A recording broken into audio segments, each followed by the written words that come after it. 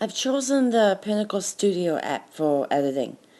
On the first page you can scroll through all the videos that you've created, or press on the plus sign to create a new project.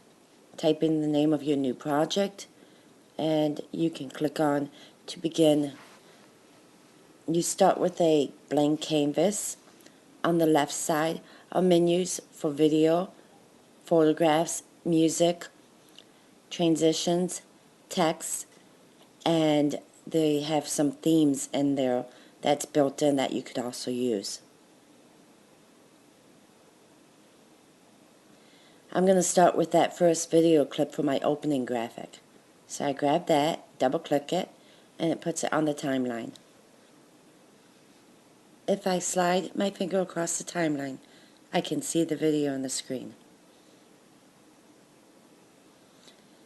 I can scroll and find some additional videos to add. I can click the undo button if that's not the video I want to use. And I can add graphics or images that I've created, photographs.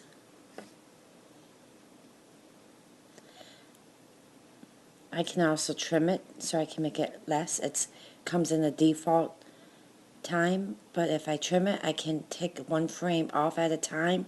If I use a double arrow, I can take 10 frames off at a time. Next, I'm going to show you how to add 2 video clips and keep the audio for one of the video clips by having a cutaway image from the second video on a different layer. First, we find the 2 video clips.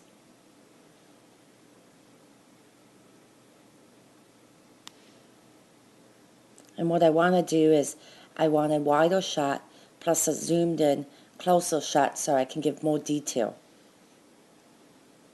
So I line up the first clip on top of the second clip. The first clip is on the video track and the second clip is on the audio track.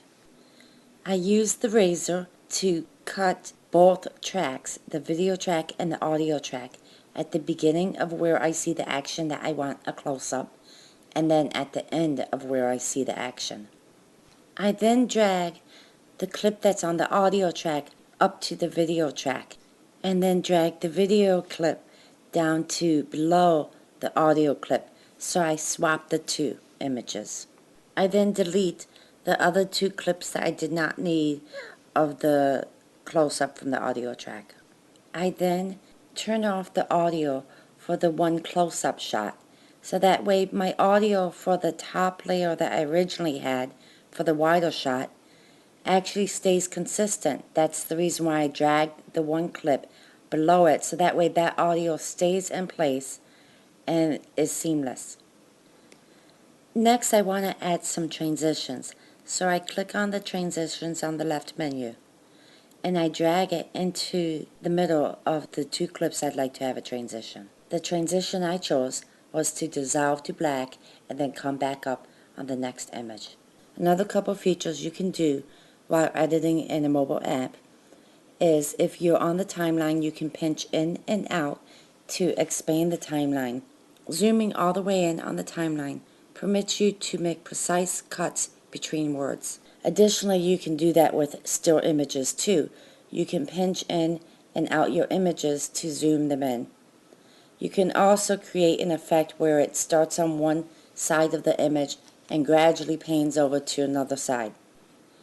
You can also save your document to your photo album, or you can upload your document. Some of the options are YouTube or a Google Drive or a cloud.